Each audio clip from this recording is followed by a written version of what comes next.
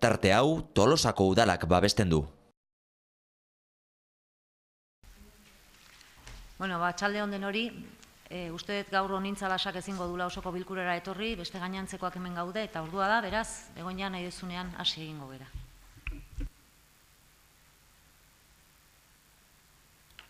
A ber, bai ez? Bale. Lehenengo puntua, ondorengo akta onartzea 2018ko urriaren 30ko ohiko osoko bilkurako akta. Alde? Bai? Hau batez? Bueno, pues hau batez. Onartu da. Bigarrena, euskara ikasten ari diren tolosarrei diru laguntzak emateko arautzen duen udal ordenantzaren aldaketa hasieraz onartzea. Kaixo gabon. Apirileko osoko bilkuran egin genuenean, hemen aprobatu genuena zen euskaltegiko ikasleek orain arte ordaintzen zituzten tasak pasatzea prezio publiko batea izatea. Tolosan errolatuta dauden ikasleen zeukaten aukera zen betetzen bali mazituzten euskaltegirik jarritako baldintzak egiten zuten azan kurso bukaeran hobari bat eskatzea. Gertatzen dena da tasa horiek ordaintzeko honen. Gertatzen dena da tasak lotuta daudela eskatzailearekin, ahalmen ekonomikoarekin. Berez ikusi genuen azan etzeola ondo bideratuta gaia eta ikastolako zuzendarekin eta hango jendarekin hitzein da, erabaki izan prezio publiko bat izatea, eta hemendik aurrera obaria, orain gaur egun obaria deitzen duguna, pasatzea diru laguntza bat izatea. Prozesu administratiboki martxan jarri dan, eta orain hemen ematen duguna da, lehenengo pausoa edo lehenengo urratsa, dala udal ordenantzaren aldaketa hasieraz onartzea.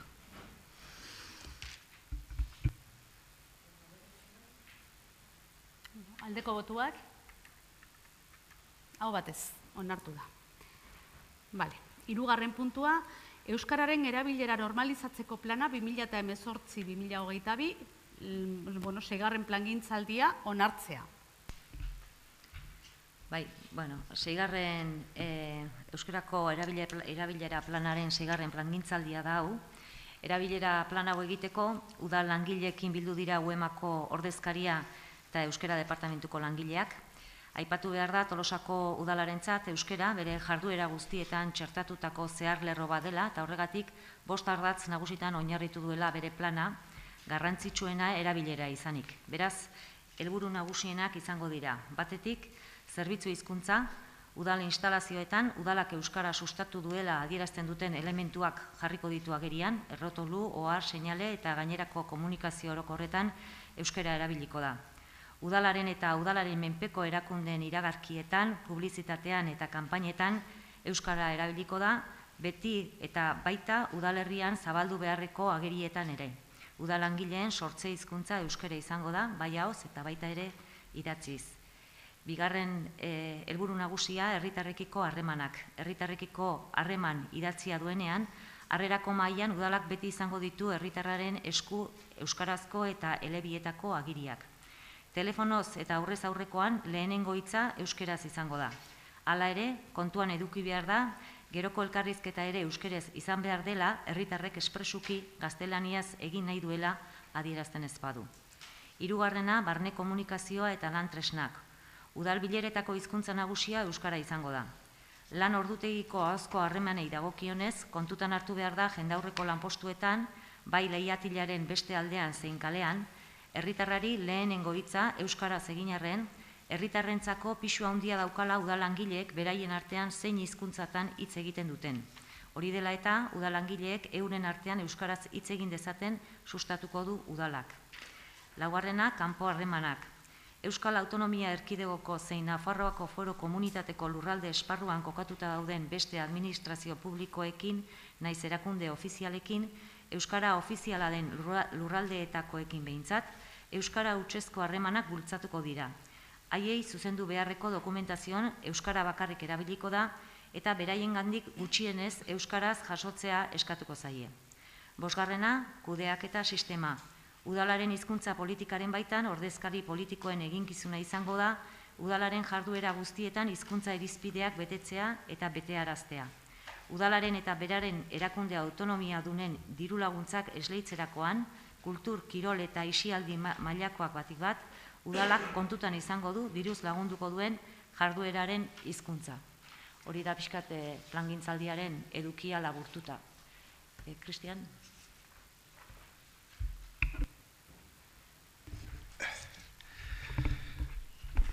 Bueno, bai, plana importante da, helburuak importante dira, baina helburu horiek eta plan horiek importante dira atzetik eta horret historia delako.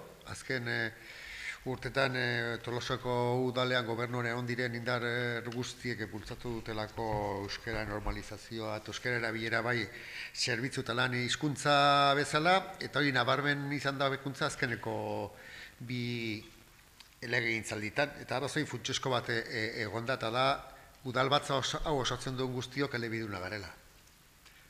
Eta horre posible egin du batzorde guztiak euskeraz egitea, osoko bilkura guztiak euskeraz egitea. Eta horrela begira, bide horretan jarraitu nahi bai dugu, funtsezkoa da, 7 hilabete barru izango ditugun udal hauteskundeetan, hemen gauden indar guztiok, eta kanpoan daudenak, eta sarbidea izan dezaketenak, udalbatz honetan konpromisoa dezaten, aurkeztuko dituzten hautagaiak, ateratzeko postuetan behintzat gai izatea udaletxe honetan euskerak jartuteko, behintzat euskerako jartuna ez oztopatzeko. Eta nik uste eskaera hori momentutan bidezko dela egitea, plana onartzen ari garelako, eta plan hori osotasunan betetzeko ezinbestekoa delako zati batean zein den hemen gauden ordezkari politikoen profil linguistikoa. Bai, bide batez, aprobetxatu nahi dut baita ere berri pozgarri bat emateko, eta esateko nola Tolosako udalak lortu berri duen urrezko bikain ziurtagiria, hain zuzen ere euskararen presentziaren, erabileraren eta hizkuntza kudeaketaren normalizazio maila egiaztatu eta aitortzen duen bikain ziurtagiria. Ziurtagiri hau urte askotako lanaren ondorioa da, eta bai gogora ekarri nahi nuke, aurreko agintaldietan burubelarri aritu dinenei, zinegotzi eta herri langilei nola ez eskerrak eman bai haiei guztiei eta baita ere orain era horretan ari dinenei eta bide batez lan honetan jarraitzera animatu. Bueno, bozkatuko dugu orduan. Vale. Aldeko botoak? Aho batez orduan. Bueno, laugarrena, ordenantza aldaketa hasieraz onartzea. Etxea beren araua ustelarrien zigorrak ezartzeko eskumena tokiko gobernu batzarraren esku uztea. Bai, gure ordenantzaren arabera udal osoko bilkurari dagokio etxea beren arau ustelarrien zigorrak ezartzea eta eskumen hau tokiko gobernu batzarrera eskuordetzea proposatzen da. Honetarako ordenantza aldatu egin behar da, hori da gaur egingo deguna, ordenantza aldatu, hasierako onarpena eman aldaketa horri, informazio publikoan jarriko genuke 30 lan eguneko epean eta ondoren behin betiko onartuko genuke. Zerbait, bozketara pasako genuke. Aldeko botoak? Aho batez orduan, onartu da.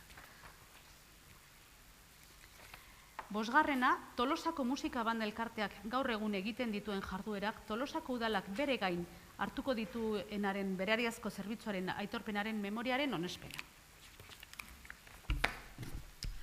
Bai, Tolosako musika bandak eta Tolosako udalaren arteko harremana pasatako garigitatikan egora ezberdinak izan ditu. Gaur egungo ordenamentu juridikoan ez dirudi formula egokiena denik diru laguntza bitarteko harremana izatea eta ez dio gainera errealitatean Tolosako musika bandak herrian betetzen duen zeregina isladatzen. Egoera honi irtenbide bat eman alizateko, Inigo Lizari letraduari eskatu genion txosten bat aurkeztu zezan, non Tolosako musika bandaren jarduna berariazko zerbitzu publiko moduko aitorpena jasotzen zuen alde batetik, eta bestetik kudeaketa modu egokiena zein zatekeen jartzeko, indarra jarriz, iraupen luzeko harremana zehaztea ezinbestekoa zela. Egia esan, herrietako musika banden egoera berezi hau ez da soilik Tolosan gertatu, beste herrietan ere gertatu da. Orain egindako bide honetan, balioan jarri nahi dut Tolosako musika bandako kideek izan duten pazientzia alde batetik, soluzio bat bilatzen zen bitartean, baina bereziki izan duten implikazioa soluzioaren parte izan direlako eta udalarekin batera irtenbide egoki bat bilatzearen alde jarri direlako. Konturatu naiz baita ere bideo honetan, Tolosako musikako bandako kideak atxikimendu izugarria dutela bandan betetzen duten lan horretan, erabat identifikatuta sentitzen direla, sentimentu asko azaleratu dira izan ditugun bileratan, eta gainera hori ez dela gaurko kontua, ez? Lizeareren txostenan bertan azaltzen da nola Tolosako musika bandaren jarduera 1834 urtean hasi zen, 34 musikarekin, baina etzen 1884 urtera arte benetako bizi artistiko hasi eta honek gaur egun arte 2018 arte dirau. Hasiera batean, 1830 urtean, Tolosako udalak 252 zilar kobre errealengatik afizionatuen martzial musika elkartea kontratatu zuen, denboraren poderioz Tolosako hiritarrak elkarte horrekin identifikatuz joan ziren eta horregatik hiritarrentzako izen ematea ireki zen. Elkarte hau, 1934 urtetik aurrera gutxinaka udalekotzen joan da bere emanaldi herrikoi eta publikoak gehituz joan direnez. Egia da baita ere identifikazio honek elkar eragina duela herritarrekin, ez?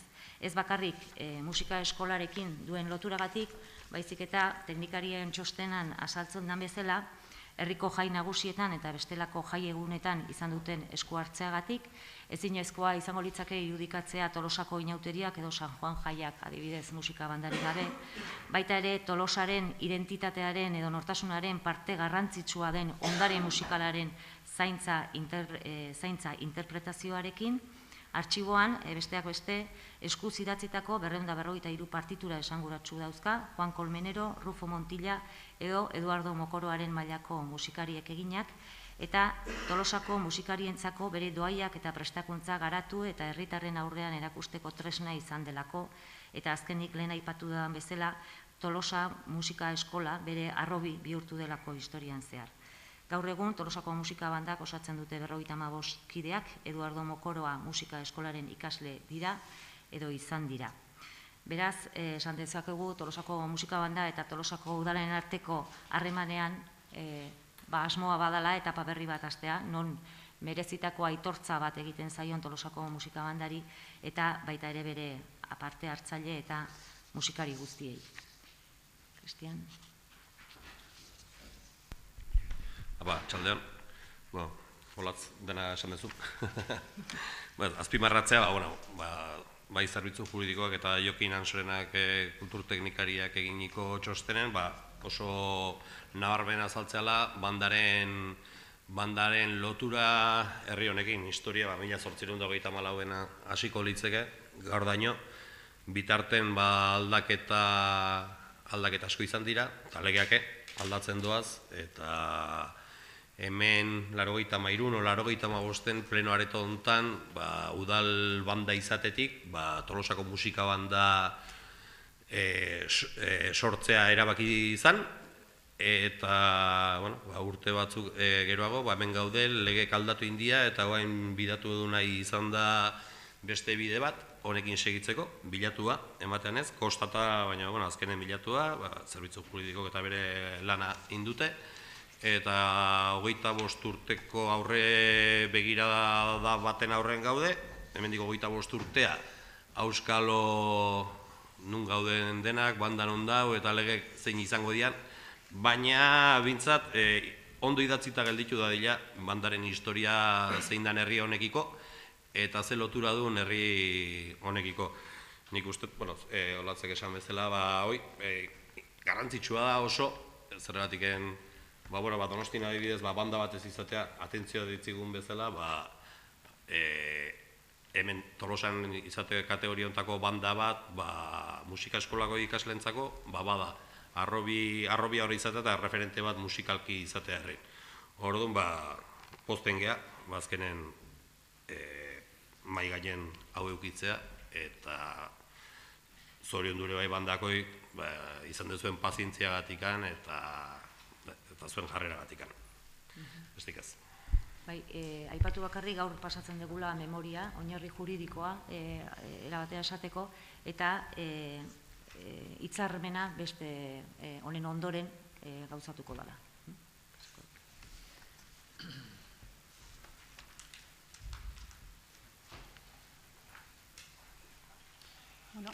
Bozkatzea orduan, bai? Aldeko botuak? Aho batez. 6.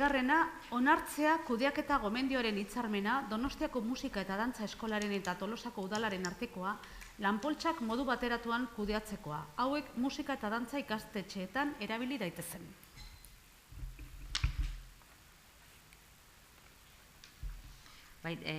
Tolosako Musika Eskolako zuzendariak eginiko proposamena da, udal honi hitzarmen bat izenpetzea Donostiako Udalaren musika eta dantza eskolarekin irakasleen lanpoltsa bateratu bat sortzeko hautaketa prozesuetarako, horrela Tolosako Udaleko musika eskolak izan ditzaken aldi baterako personaren beharrei erantzuteko.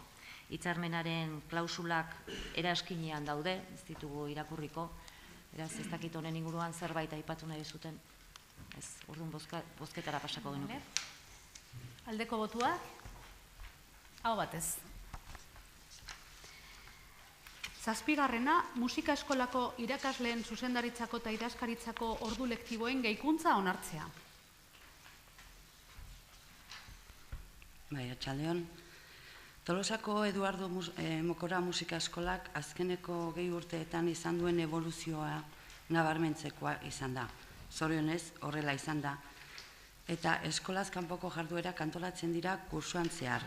Administrari lanak gero eta gehiagokoak dira eta nola ez, musika eskolaren kudeaketak eskatzen dituen beharrak gero eta handiagoak dira. Azkeneko 20 urte esaten dugu, orduan zuzendaritza lanak egiteko ezarrita zeuden ordu kopurua gaur egun eskas gelditu dira. Horregatik eta lan guzti hauek ondo egiteko eta aktibitateen maila mantentzeko proposamen hau ekartzen dugu honia. Hau da, musika eskolako zuzendariak eta idazkariak kargu dedikazio ordu gehiago izan ditzaten dauzkaten ardurei ondo erantzuteko. Zerbait? Aldeko botuak? Aho batez. Hurrengo puntua, 8. Tolosako Udaleko herritarrentzako arreta zerbitzua, udate, arautzen duen ordenantza hasieraz onartzea. Pixka bat irakurriko ditut aurrekariak, Begoñako sondoa adierazi duelako aurrekarietan arreta zerbitzu hori zerri dagokion. Azken hilabete hauetan, Tolosako Udaleko departamentu guztietan jardunbide bat garatu da, sail bakoitzak ematen dituen zerbitzuak identifikatu, deskribatu eta zerrendatzeko. Era honetan, Tolosako Udaleko izapideen eskuliburua jasotzen duen dokumentua, paperezkoa zein elektronikoa amaitzear dago eta horrekin loturiko zerbikat programa informatikoa tresna eraginkorra izango dira udal honek herritarrei ematen dizkien zerbitzuei buruzko informazio zehatza eskuratzeko eta kudeatzeko. Halaber, udate zerbitzua berrantolatu behar da, herritarren erreferentziazko informazio zerbitzu orokorra bihurtuz. Era horretan, herritarrei eskaini ahalko zaie esku hartze tekniko espezializatua behar ez dituzten zerbitzu gehienak era orokorrean baliabide ezberdinak erabiliz. Izan ere, nabarmena da herritarrek ere gero eta eskakizun handiagoak dituztela. Horri, gastu publikoa eraginkortasunez kudeatzeko beharra gehitzen badiogu, ideia berri bat sartzen da administrazioaren zerbitzuan, kalitatea. Izan ere, personei harrera egin eta haien eskaerak berehala konpontzen badira, erakunde guztiaren kostuak murrizten dira eta aldi berean hobetu egiten da herritarrek administraziotik jasotzen duen irudia.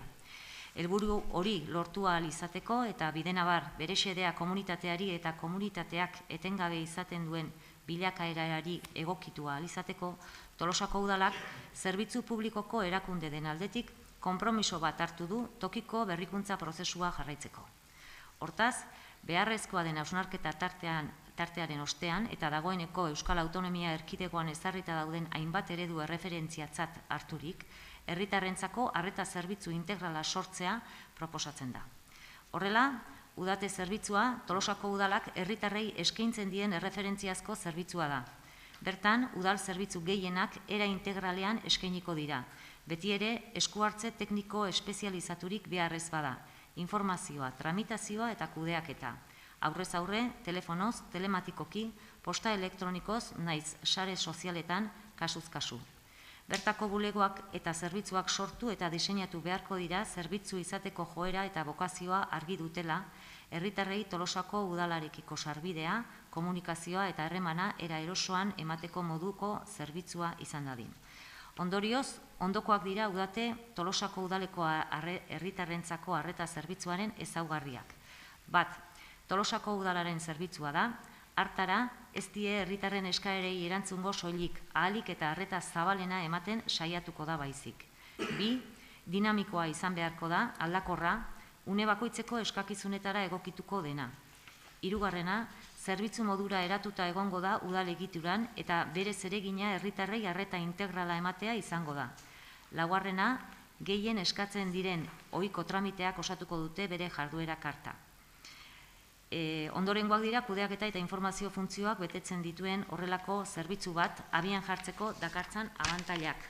Danak ez ditute irakurriko, baina herritarrentzat adibidez eskaera personalak bideratzea edo herritarrei tratu personala eta individualizatua ematea, udalarentzat esate bateako baliabideak arrazionalizatzea, antolakuntza horizontalak sortzen dituen ekonomien ondorioz, edo udalaren irudia izatea herritarren eskaera konpontzeko ahalegin guztia egiten duen zerbitzua publikoarena, eta baita ere udaleko langileentzat prozesua homogenizatzea edo kudeaketaren denbora irabaztea. Azken finean, helburu nagusia da udalak herritarrei zerbitzu hobeago bat ematea eta udal langileek ere modu efizienteago bat, lasaiago bat eta profesionalizatuko batean ematea arreta hori.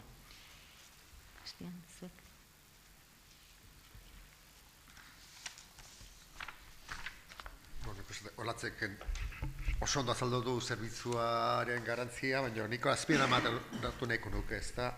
Udalak herritarren zerbitzura egon barroa du, herritarrei tramiteak, udalak dituen harremanak errestu barrizkio. Eta igual baten bat irutuko zaio, lehenko hirugarren pisua jun beharren kalen mailan geldituko naiz, eta hori izango da diferentzia, baina nik uste, eta ondo azertuta ordenantza, eta ondo azertuta espiritu hori asko zakonagoa dela. Eta harremanak egiteko bideak erraztuko dira herritarren eta udalaren artean. Bestetik, jakina da honen atzean lan handia daola, eta jende batek hemen ordu asko sartu behar izan ditula antolatzen, hau pesatzen, eta hori eskertzeko da. Gaina kontutan hartzen badegu administrazioan ohiturak eta aldatzea zenbat kostatzen den. Hau, transatlantiko bezala da, ez da lema kolpe batekin norantzkoa aldatzen, bezik eta polikin behar da. Eta seguramente sortuko dira, lehenengo etapa hauetan bai honen dantza hortan bertan eta bai jardueran kontrasenak, hobetu beharrekoak eta hori guztiak, eta animatu herritarrak nunbaiten iruditzen baldin bazaie, zer betua badagoela, beren ikuspegitik esan zatela argita garbi eta hain dezatela alegazioen bat. Zer hori iteko epean gaude. Gaur ordun udateko ordenantza hau onartuko dugu hasiera batean behintzat, gero ondoren etorriko da udateko sailak udaleko beste sail guztiekin lotu beharreko hitzarmenak. Iñakik aipatu duen bezala hemen atzean hilabete batzuk atzea jota lan handia dago eta langile guztien inplikazioa. Baita ere egia esan izan da aukera bat udalak dituen izapide guztien errepaso bat egiteko eta hori importantea da. Honek ekarriko digu birrantolaketa bat, bai baliabide materialak jarri beharko direlako udatek eskatzen ditunak, zerbitzuak berak eskatzen ditunak, eta baita ere giza baliabide hornitu beharko da enplegu planaren bidez. Aztu zaite leheno esatea, ez dago jasota ordenantza honetan, baina bai alegazio epe horretan sartu nahiko genduke baita ere zeinu hizkuntzean arreta emateko aukera, horrekin ari gea gainditzen elkartearekin lantzen, eta alegazio epe horretan txertatuko dugu dokumentuan. Bozketara pasako gineke orduan. Aldeko botuak, hau batez onartu da. Bederatzi garrena, 2019 garren urterako taxien tarifak berrestea. Egia esan, azken urteotan taxien tarifak ez dute aldaketarik izan, mantendu dira tarifak bere horretan, aurtengoan aldaketa badago, proposamena izan da 2,3ko igoera izatea, hau erabaki ahal izateko, eskualdean taxi zerbitzua ditugun herriak, alegi Tolosa, Bilabona eta Zizurkil, taxilarien elkartekin, agitaxekin egiten dugu bilera bat, proposamena bertan aurkezten dute taxilari elkarteak. Hauek azken urte hauetan krisia dala eta ez dala igoerarik planteatu ez duten arren, mahai gainean jarri zuten bai erregaia dela seguroa edo lanordu kopuruagatik igoera nabarmena izan dela kostuen aldetik, nolabaiteko oreka behartzula baita ere zerbitzuak, aurkeztu dute baita ere azterketa ekonomikoa eta kontu hartzaileak begiratu du. Beraz, bileran bertan, batzorde txiki horretan, onartu bezala proposatzen dena da taxien tarifak ehuneko 2,3ko igoera hori gauzatzea. Bozketara pasako gineke. Aldeko, botuak? Hau batez.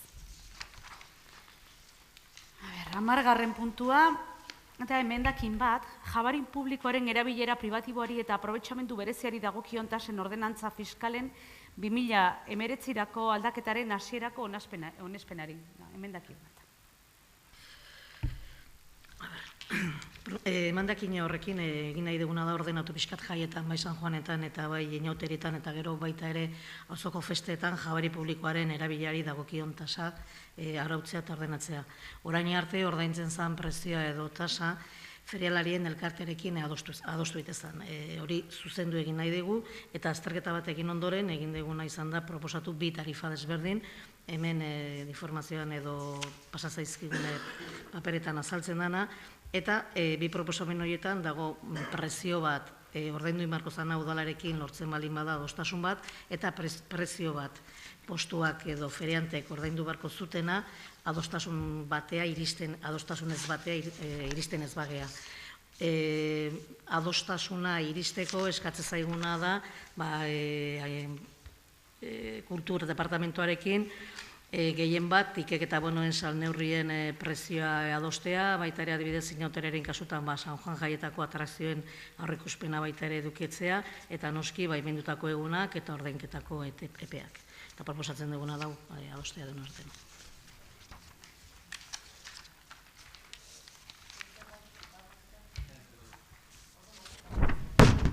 Aldeko botuak? Hau batez.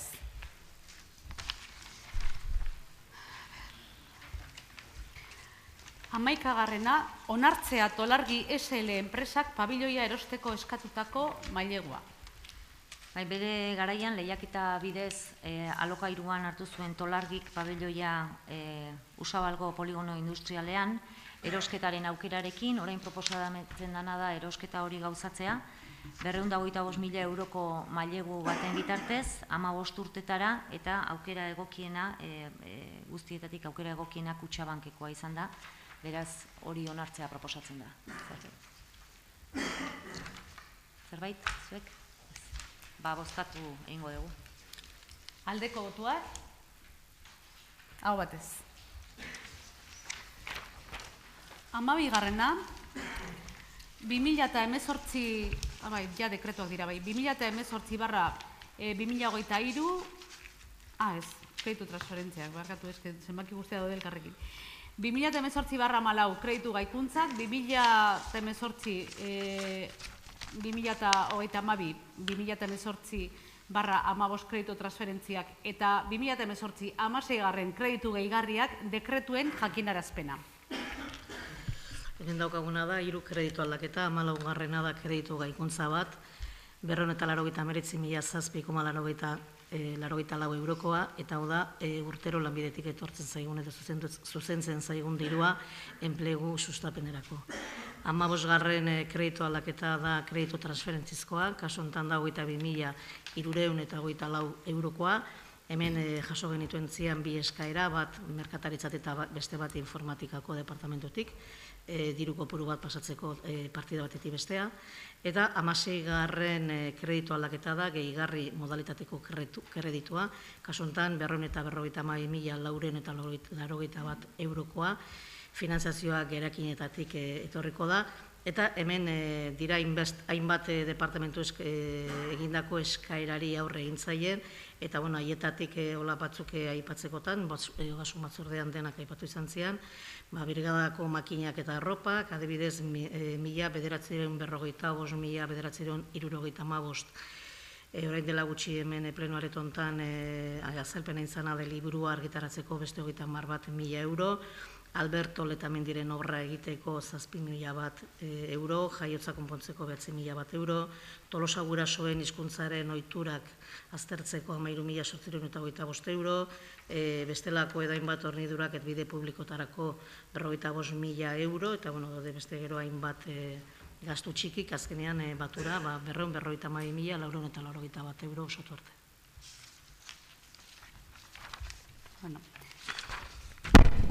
Urrengo puntua, 13. 2018ko aurrekontuaren 3. hiruhilabeteko ejekuzioaren berri ematea.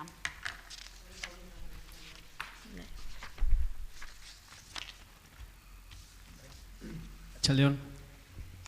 Banatu zaizkizue 3. hiruhilabeteko ejekuzioari buruz hainbat dokumentu. Batetik sarreren aldetik, bai kapituluka eta bai partidaka, eta gastuetan kapituluka, kontzeptuka eta organuka.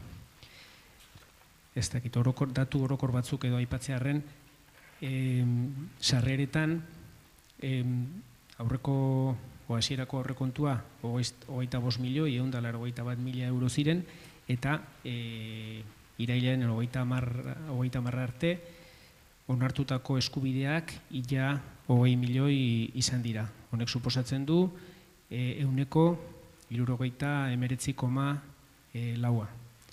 Eta bildutakoa berriz 18.959.000 euro izan dira, eta honek hasierako aurrekontuari dagokionez euneko 73 da. Gastutan berriz, zifra orokor hoietan oinarrituz,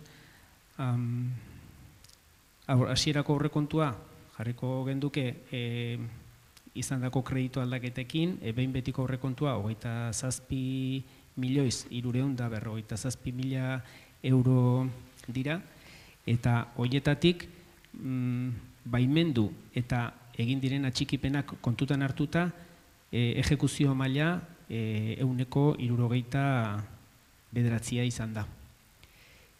Eta ordainketen kasuan berriz, egin diren ordainketak irailen 30 arte 13.375.000 euro. Hau da, euneko 49, behin betiko aurrekontuarekin konparatuta.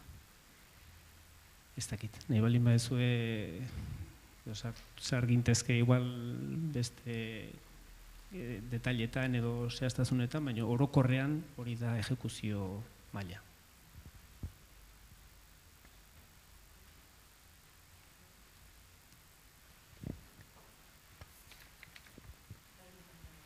Bai. 14. Alkatetzako dekretu hauen berri ematea. 2018ko urriaren batetik 31. Eta dira 2018ko 1864tikan 2018 2054. Zerbait. Dagoen? Ez. 15. Horixe institutuaren eraikuntza ahalik eta azkarren hastea eskatzeko mozioa.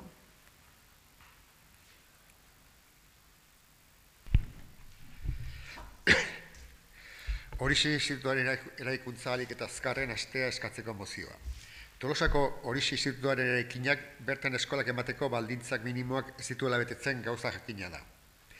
Eraikin berri bat beharrezkoa da eta horrela jasotzen da Eusko Jaurlaritzaren Hezkuntza Sailaren 2014-2018 inbertsio planean.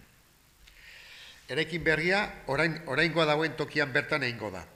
Hortaz, eraikuntza fasean zehar ezingo da bertan eskolarik eman. Epe horretan, eskolak emateko behin-behineko azpiegitura prestatuko dira. DBH-ko ikasleek Gorosabel eraikinean eta ondoan kokotutako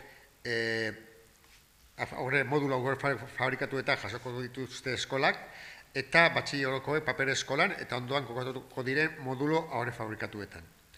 Bestetik, 2016ko ekainaren 28ko osoko bilkurak Eusko Jaurlaritzaren hezkuntza sailari erantzukizun hau egin zion. Udalaren eskumenen esparruan baitan dauden urrats eta eginkizun guztietan bere esku dagoen guztia egingo du, horixe institutuko eraikin berriaren proiektua errealitate bihur dadin ahalik eta lasterren. Udalak Eusko Jaurlaritzako hezkuntza politika eta kultura sailei eskatzen dio egutegi zehatza egin dezala, non egin beharreko urrats guztiei klarki egikaritzea gata espitzen zaien. Horixe BHI institutuko eraikin berriaren obra 2018an zehar az dadin, beranduen. Halaber, eskatzen dio egutegia 2016ko uztailaren 31 egina egon dadin, eta horixe institutuko eta udaleko arduradunei helaraz ditzaien. Egun agerikoa da eraikuntza ez dela hasiko 2018an. Alabaina, ahalik eta azkarren astean komeni da. Oraingo eraikinen egoera, egunetik oroena okerra doalako. Horixeko hezkuntza komunitatearen nahikundea da 2019-2020 ikasturtearen hasieran eskolan behin-behineko instalazioetan ematen hastea, eta eraikin berriaren eraikuntza 2019ko udazkenean abiatzea. Nahikunde hori bete ahal izateko, bilanak lehiakara publikora atera baditu Eusko Jaurlaritzaren dagokion organoak. Ez litzateke bidezkoa izango, lehiaketa prozedura luzatzearen ondorioz, horixe institutuko ikasleek 2019-2020 ikasturtea oraingo irakinean egin behar izatea. Hori guztia aintzat hartuta, Tolosako udalak Eusko Jaurlaritzaren hezkuntza sailari eskatzen dio, horixe institutuko behin-behineko instalazioa prestatzeko eta eraikin berria eraikitzeko konstatazio prozedurak al den bezain azkar ditzala. Ikasleek 2019-2020 ikasturteko eskolak behin-behineko instalazioetan hasi ahal izan ditzaten.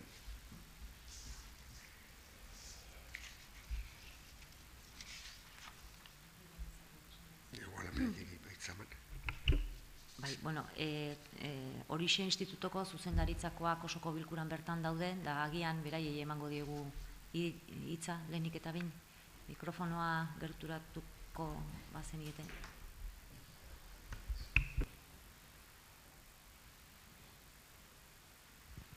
Bueno, arratsaldeon, zuzendaria eta guraso elkarteko partaide bat. Mozio horretan esan du bezala zinegotziak oso ondo aurkeztu du egin beharrezkoak. Gure eskaera da, 2016 baita ere aldarrikatu zen, beharra eta ahalik eta azkarren jotea, 2018 gaude, egoera denodakigu nola daude, eta gure bai politikariak eta gure bizitariak aitortzen dute ze egoera penagarrian dago institutua, gauza da denboraren kudeaketa. Orduan eskatzen da bai udalari, bai hezkuntza sailari bat jutea eta adostea prozedura bat, urgentziko prozedura bat delako ezartzea, alba da, zeren ez genuke nahi gaur bertan Barakaldon pasatu dana Antonio Trueba ikastetxea eta strukturalki akats batzuk zeudelako, itxi egin behar da. Kanpotik ikusita, igual pensa dezakezue ez dela inbeste izango, baina Olaz Garamendik gaur esan du bezala handengo alkaterekin batera, hobe ekiditzea arazoiek eta segurtasunengatikan alde egitea. Ustutzeko arazo bat daukagu, hori Iñakik esan du oso ondo, eta gauza izango izateke beste azkartasun bat ematea prozesu guzti hori, aurre fabrikatuak bere lekutan jartzeko eta kondiziotan egoteko gure ikaslegoa behar den bezala egoteko. Obra irauten duen bitarten. Besterik ez, orduan bakarrik aipatzea, 2016 esan zan bezala, hitzak, baina guk nahi ditugu ja ekintzak.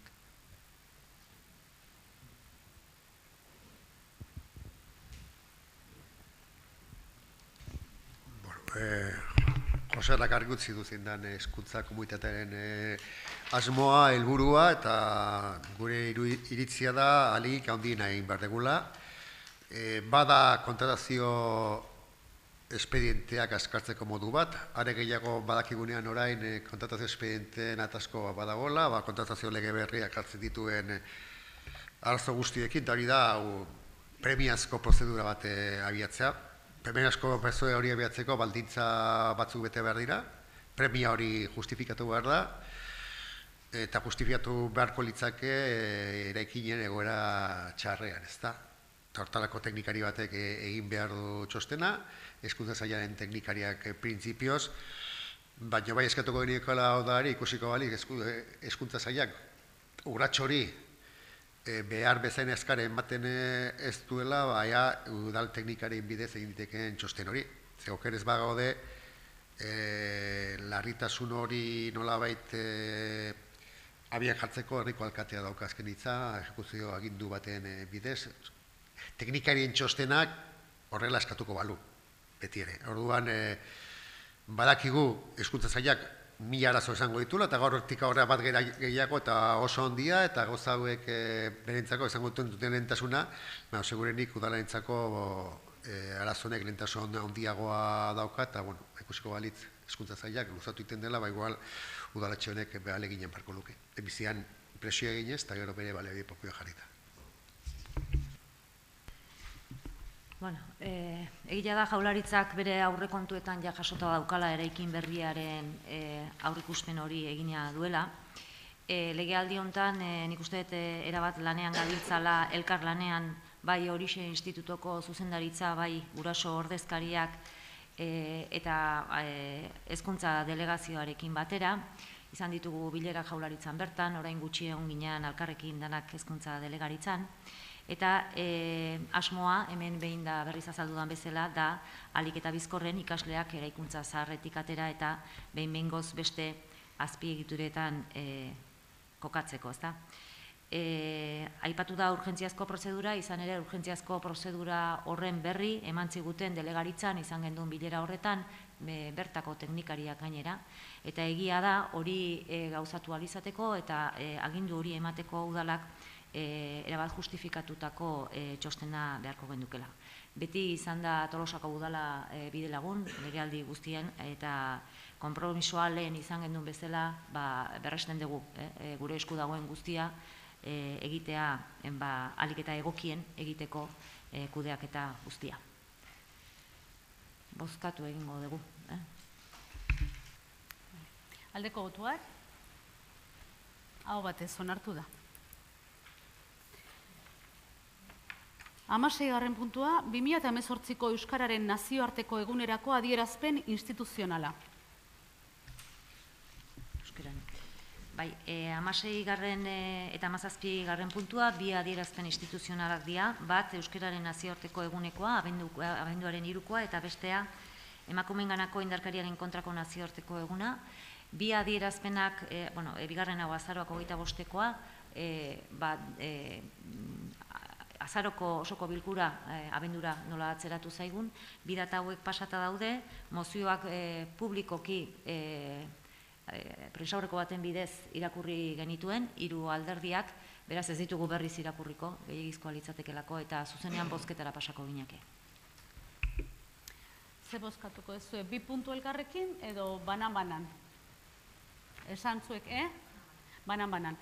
De acuerdo, orduan 16. puntua, 2018ko Euskararen nazioarteko egunerako adierazpen instituzionala, aldeko botuak, aho batez. Eta 17. izango litzateke azaroaren 25ko mozioa, emakumeenganako indarkeriaren kontrako nazioarteko eguna. Aldeko botuak, aho batez baitare.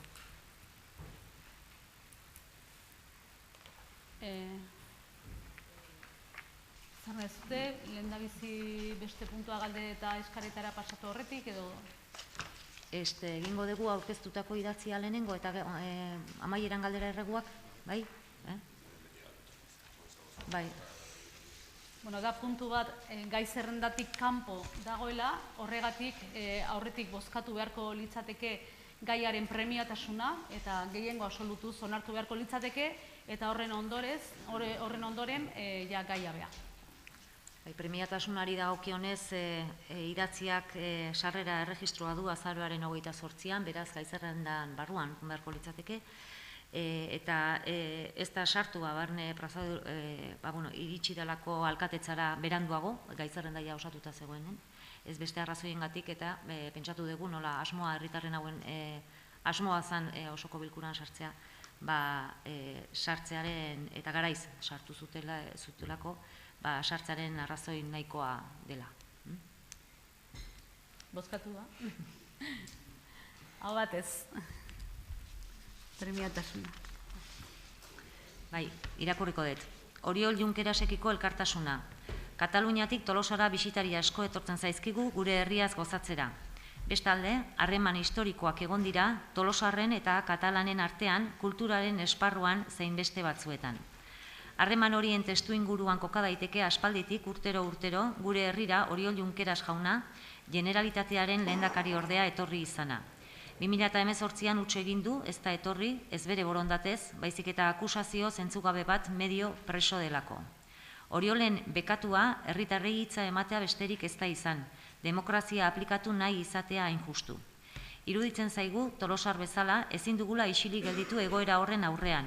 Gure herria estimatzen eta maitatzen duen Oriol kartzelan ikusteak min egiten digu, Tolosar eta lagun bezala.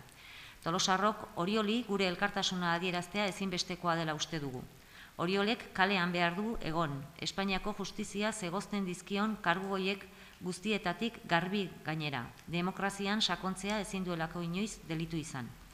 Elkartasuna Oriolen personarengan irudikatzen badugu ere, elkartasun hori bera zabaltzen diegu gainerako exiliatu eta preso politiko katalanei.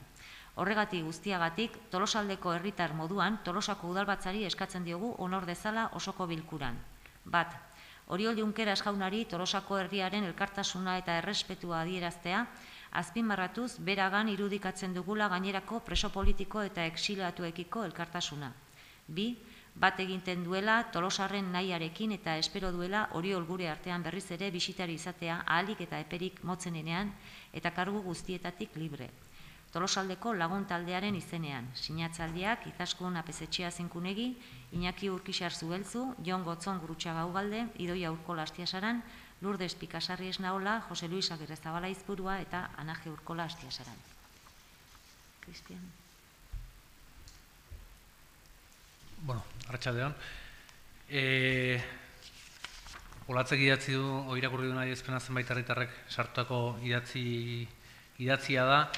Gutako askok ikusiko genuen sarri, Tolosanako kaletan zehar Oriol Junqueras eta duela urte batzuk agian oraindik horren famatu betzala, zenbaitzuk ikusiko zuten eta aurpegia ezagun egin arren ez zuten ezagutuko. Azken Kataluniako prozesu eta azkeneko zurrunbilo juridiko represibo guztiaren ondorioz Oriol, desgraziz beste zenbait preso eta exiliaturekin batera, famatu egin dira. Famatu egin dira, herriaren hitza aurrera eramatea jarri dutelako beraien buru eta beraien bizitzaren eta eskubideen gainetik. Eta eskubideen gainetik handiogu, azken finean, Espainiak gaizki dituriko estatu demokratiko honek preso hartu ditulako, eta beste zenbaitzuk preso erorri edo ez erortzeko erbestera joan bertzen dutelako. Eta askok, gure buruari, edo askok pentsatuko dute, eta zerk du Oriol Junqueras, edo zerk du bera eta Tolosak harremantzen dutena.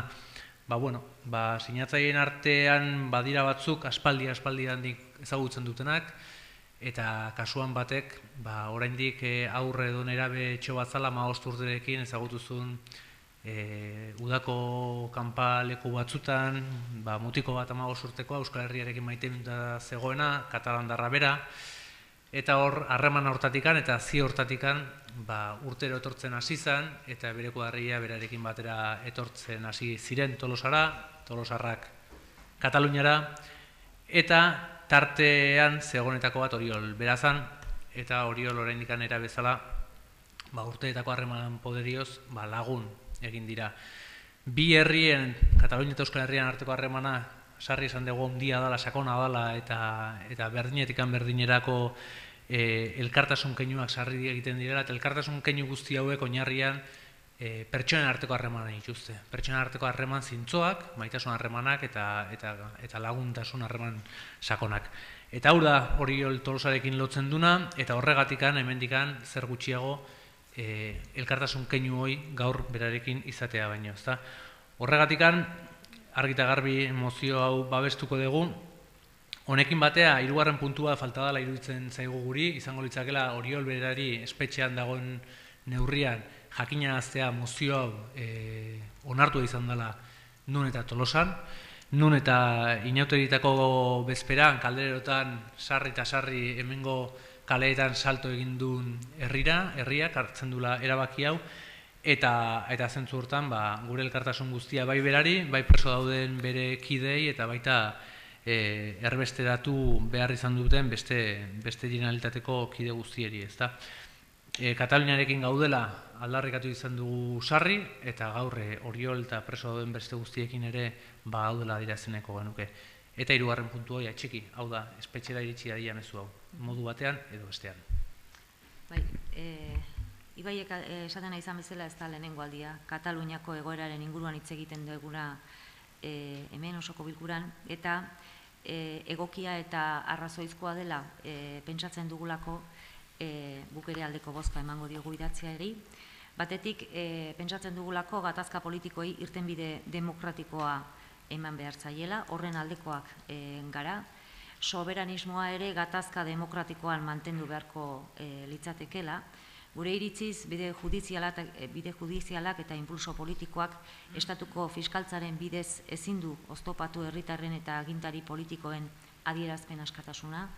Estatu batek bide hori hartzen duenean beste zenbait eskubide urratuak izaten direlako. Gu, hain zuzen ere horren kontra gaude. Herritarrek edozein dela bere ideologia, mutur batean hasi eta bestean amaitu, askatasun osoa behar du izan, bere ideia modu baketsuan eta oztoporik gabe adierazteko. Eta, bat gatoz, iruditze balen mazaizue, hirugarren, egia esan, konturatu naiz,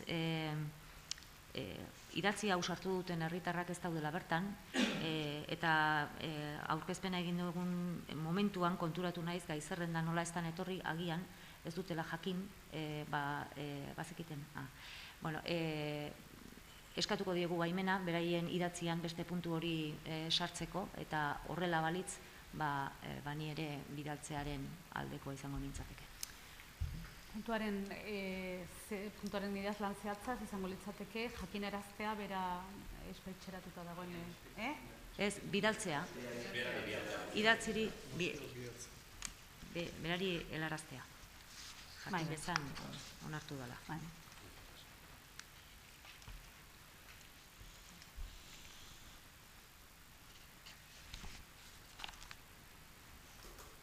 Vale. Ados. Bozkatu inber dugu? Aldeko botuak? Aurkako botuak? Abstentzioa? Bale.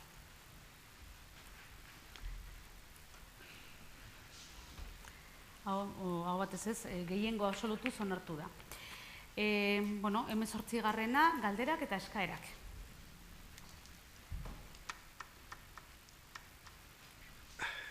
Egia esan, gai honetaz hitzitea tokatu zizala, batek izan balitu egin dela urte batzu, harritu ingo nintzake, baina, gaur hola fortunatu da, pertinente da, eta hitzin barko horri buruz.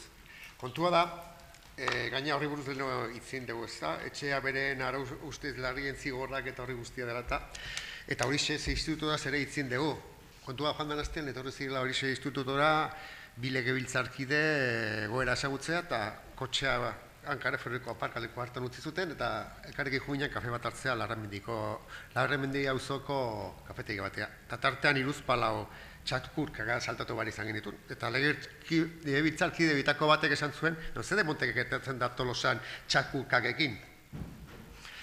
Ni momentu hartan ez duen jakin zer esan, ze ordenantza bat daukagu, teoria jendeak jaso behar du, ikusten da jendea ez dela bezain zibilizatu eta ordenatua, eta, igual udalak kontu handiagoak izan barko leuke arazonekin eta heldu barko leuke serioago, nolabait inzibilizazio eta sozialki eta sozialki jokatzen duten herritarroiei beharrezko dien isunak oharrak edo dena delakoa ginez, konporta molde hauek berriro ere gertatzeko eskeni momentu honetan letxetutak ezentitu egintzen. Eta esaten zuet. Erabat ados nago Iñaki zuk esan dezunarekin, modu guztietara jakin dezazun azken aldi honetan neronek sinatzen ditulako isun asko jartzen ari gerala. Besterik? ez? Igual izuna baina zerbait gehiago ere beharko litzak, ez da, kanpainan bat, ez da. Igual, azkenean fotoak ere jarberko dugu. Konforme. Bueno, hementxe amaitutzat emango dugu osoko bilkura.